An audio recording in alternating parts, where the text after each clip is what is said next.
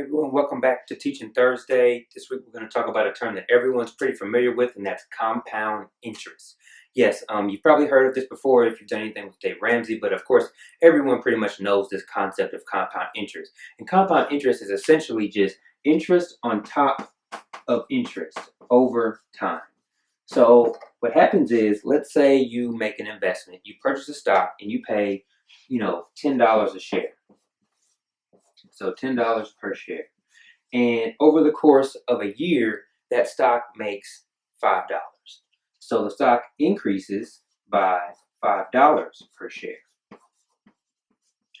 Well, the interest or the return that you made on that is going to be $5 into $10, which is equal to 50%.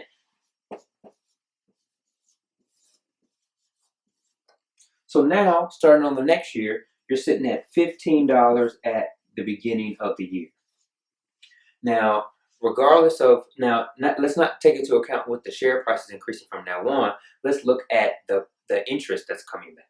So let's say every year after this first year, you're getting 50% on top of whatever your investment is at that time.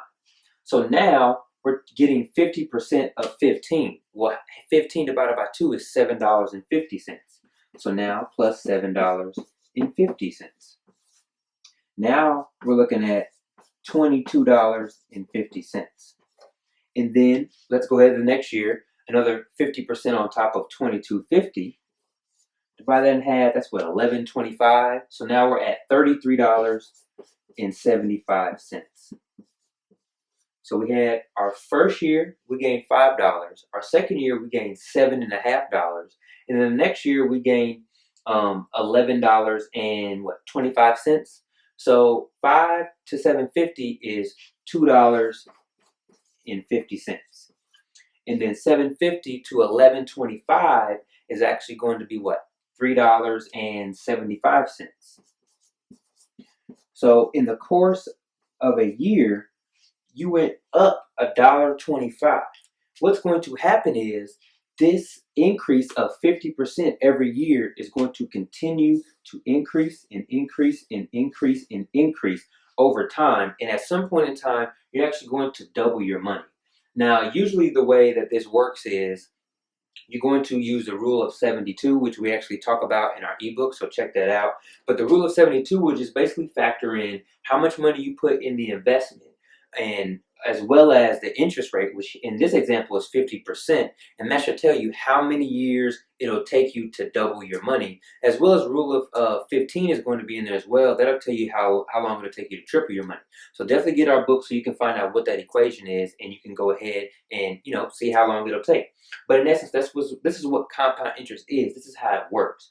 You're getting that interest on top of the interest. And this is all from an initial investment of $10. So we had 1 year, 2 years, 3 years. After 3 years, that $10 turned into $33.75, and all you invested was $10. So if you invest, let's say this was $100 here, and now this goes up by $50. So now we're at $150. So 150, 50%, 75, so on and so forth. So now this $100 a share just turned into what, $37.50 in terms of that last year increase, or it's going to be worth $337.50. So you made $237.50 off of that $100 investment, all because of compound interest. You didn't put anything extra in at all, and you got that average return of 50%. Now, 50%, of course, is just for a teaching example. We're not saying that is the average that you're going to get back. It all depends on what type of investments you make and what you're looking to get out of it. But on average, the stock market tends to give back about 5 to 6% based on the S&P 500. That seems to be the average. So if you can average get about 5% back, then you're going to beat inflation, because inflation is about 3 to 4%. So you're going to get that 3 to 4% back. You always want to make sure that your compound interest, that you're going to get more back on your equity than what the inflation rate is. If inflation is 3% and you're getting 3% back on your investment, then you're not really making any more money, because that money is just the same value. $100 this year, you would have to have $103 next year for it to equal the same buying power due to inflation. So you want to make sure that your compound interest is going to beat inflation. And like I said, we go through that in our book of how compound interest works. And we actually give a great example of using compound interest with a standard savings account as well as with an investment account, and to see how much more money you can get from investing from simply just saving.